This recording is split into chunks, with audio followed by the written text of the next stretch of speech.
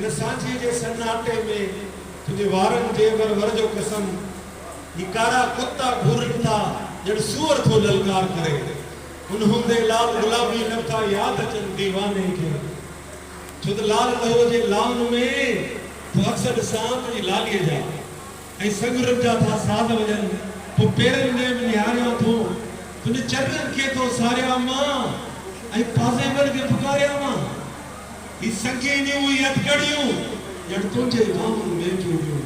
अरे यदारन जे घेरे में ममाजी पल जे पेरे में फिर हेजे हुल हगामे में तो याद अचे हार हो जो मुतो लाइ ठारायो हो ऐ किंजर जे कपते ही मुतोखे जो पारायो हो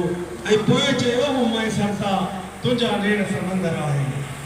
तुझा नेण समंदर आहे तुझे मस्त निगाह न गया मां तेकड़ो सूरज आया जेके शाम समय जो तोड़े हर हालत में अचणो आहे ऐ कजरन जे कटोरन ते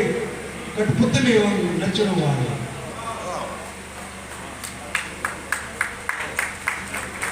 पोइ तो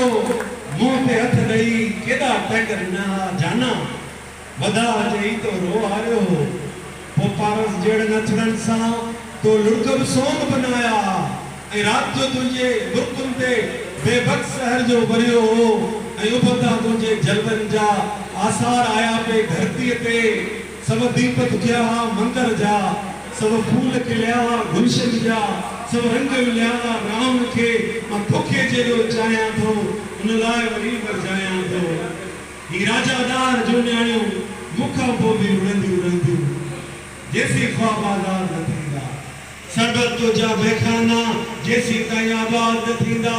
जरगड़ा गभरू गाईंदा आजाद हवा जी हलचल ते उन दी कब्र मां आओ थी किंजर कांकारू झरताई इन जिल्लत जे जंजीरन सा सब ड्रोह जा रोह उठाईंदुस सब लेखा चोखा लाहींदुस मां तोखे जेरो चाया थो उन लाए वरी वरजाया थो मां तोखे जेरो चाया थो उन लाए वरी वरजाया थो सागिया चंद सितारा हूंदा सागिया ॾींहं जा नारा हूंदा हा हूंदो संसार सॼो पर हा न हूंदुसि कुझु बेख़बरीअ जे कंडर में गलतान थिया हूंदा मूंखां जे मिंथ बंदी हिन मांझीअ जी हिन कहर करजे कैदीअ जी मरण महल बि बुरकां ॾाढो मरण महल बि बुरकां ॾाढो जेकर मूंखे माफ़ करे तूं जेकर मूंखे माफ़ करे तूं